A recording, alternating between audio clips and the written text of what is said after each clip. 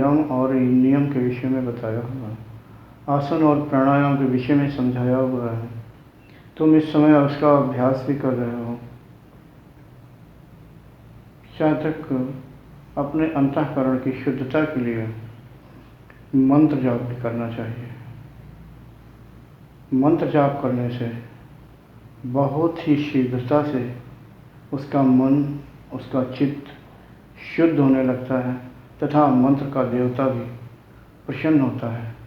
वैसे तो मंत्र अपने अपने यानी उसमें अपने धर्म में बहुत ढेर सारे हैं, मगर साधना में लाभ देने वाले या आगे की ओर मार्ग प्रशस्त करने वाले, शुद्धता को बढ़ाने वाले, योग बल को बढ़ाने वाले मंत्र बहुत से हैं और वो मंत्र भिन्न भिन्न तरीके से लाभ देते हैं। मगर हम यहाँ पर इस समय चित्त शुद्धि के लिए और योग बल बढ़ाने के लिए ओम मंत्र का थोड़ी देर जाप करेंगे। वैसे तो तुमने कई बार सुना होगा कि ओम मंत्र का मैं कैसे जाप करता हूँ। मैंने तुम्हें पहले भी बताया हुआ है और शिविरों में भी बता देता हूँ, तुमने जाप किया हुआ है। लेकिन फिर भी कुछ समय रोजाना मंत्र का जाप करना अति आवश्यक है। इससे मन और चित्त शुद्ध होगा तथा योग बल भी बढ़ेगा। मन की शुद्धता पर मन एकाग्र होता है, यानी मन जितना शुद्ध होगा तो उसका तमोगुण कम होगा और रजोगुण भी कम होगा। सत्वगुण की मात्रा बढ़ेगी। इससे मन की एकाग्रता में लाभ मिलेगा। इसलिए थोड़ी देर तक हम मंत्र का जाप करते हैं और इसी प्रकार तुम्हें रोजाना मंत्र का जाप करना होगा। एक दिन में कई बार मंत्र का जाप करना होगा। जैसे पहले मैंने बताया हुआ है उसी प्रकार थोड़ी देर तक मंत्र का जाप करते हैं। पहले मैं ओम मंत्र को बोलूँगा, मेरे साथ तुम दोनों साधक बोलोगे। शुरुआत मैं करूँगा। जिसका मंत्र बंद हो जाए, अर्थात श्वास के कारण श्वास समाप्ति पर जब मंत्र बंद हो जाता है, फिर दूसरे का इंतज़ार करें। अर्थात शुरुआत मैं करूँगा, चाहे जिसका पहले ख़त्म हो जाए तो थोड़ी देर तक वो बैठा रहे।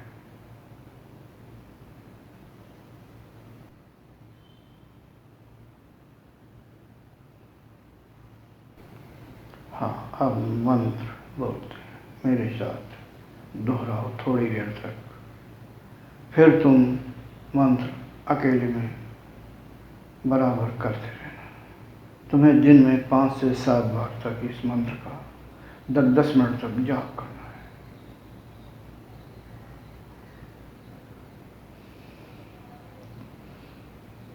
मेरे साथ तुम्हें ध्वनि निकाल के बोलना होगा।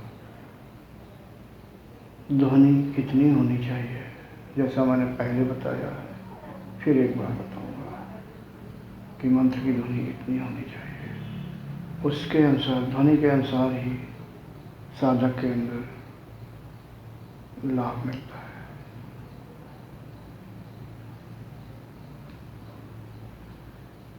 हाँ,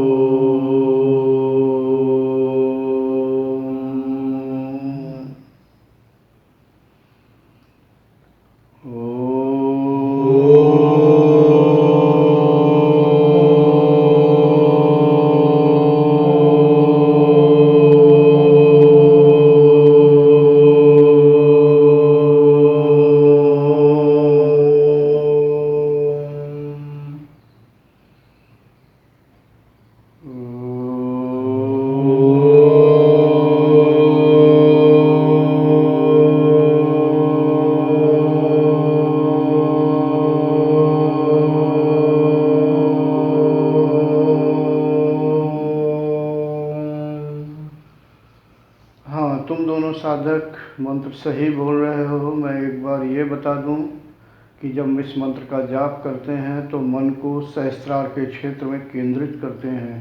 जब मंत्र शुद्ध बोला जाएगा और कुछ समय तक मंत्र का अभ्यास होगा तो ऐसा लगेगा कि सहस्त्रार के क्षेत्र में कुछ गुदगुदी जैसी हो रही है, या वहाँ पर कोई चीज़ रेंग रही है, चल रही है, या कुछ वायु क्रिया कर रही है। इसके साथ ही जो शरीर का निचला भाग है तो ऊपर की ओर उठता ऐसा महसूस होता है। ये सही मंत्र बोलने का तरीका होता है। इसी प्रकार का मंत्र तुम्हें बार बार जाप करना है। फिर थोड़ी देर और जाप करते हैं।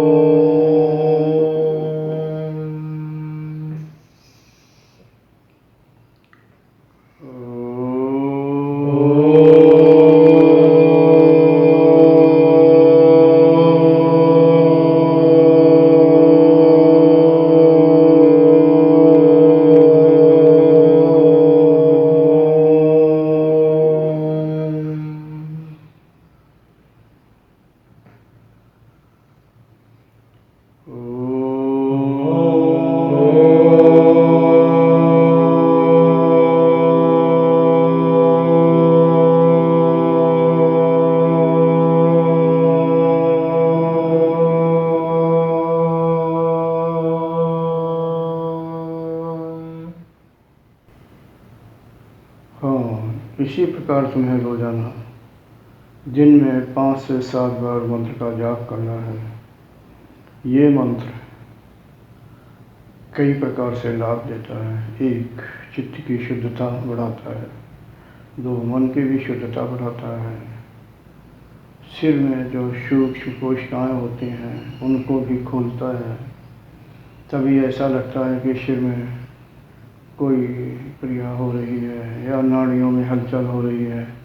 बहुत से साधक ऐसी अवस्था में धोखे में पड़ जाते हैं। वो समझते हैं कि हमारे ऊपर वाले चक्र खुल गए हैं, अर्थात आज्ञा चक्र या सहस्त्रार चक्र खुल गया है, मगर ऐसा नहीं होता है।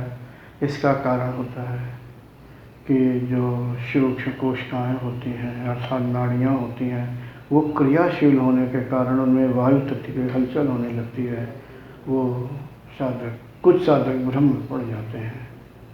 ये उनकी अज्ञानता है। ऐसे साधकों को अपने मार्गदर्शक से पूछ लेना चाहिए कि हमारे अंदर ऐसी क्रिया क्यों हो रही है, कि हमारे सिर में कुछ हो रहा है, क्रिया हो रही है, वायु भरी हुई है, चल रहा है। मतलब शुद्धता बढ़ने पर कभी कभी दृश्य भी दिखाई देने लगते हैं तो साधक सोच लेते हैं कि मेरा सहस्त्रार चक्र खुला हुआ या ब्रह्मरंध्र खुल गया है, मगर ऐसा नहीं होता है। वो तो बहुत आगे की अवस्था होती है। कुछ क्रियाएं भी होने लगती हैं शुद्धता के कारण।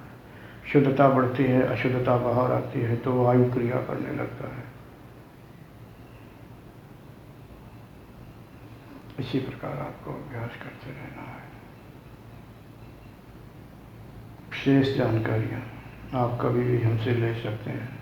हम समय समय पर बताते रहेंगे। ओम का ही अभ्यास सबसे ज़्यादा किया जाता है क्योंकि ये मंत्रों का मंत्र है ऐसा समझो सारे मंत्र इसी के द्वारा निकले हुए हैं। आजकल में जो अपराप्रकृत के प्राकट्य का समय होता है तो इसी मंत्र की ध्वनि अपने आप ब्रह्मांड में गूंजने लगती है। इसलिए इस मंत्र का बराबर आप अभ्यास करते हैं। Thanks for watching. Remember to like, comment and subscribe.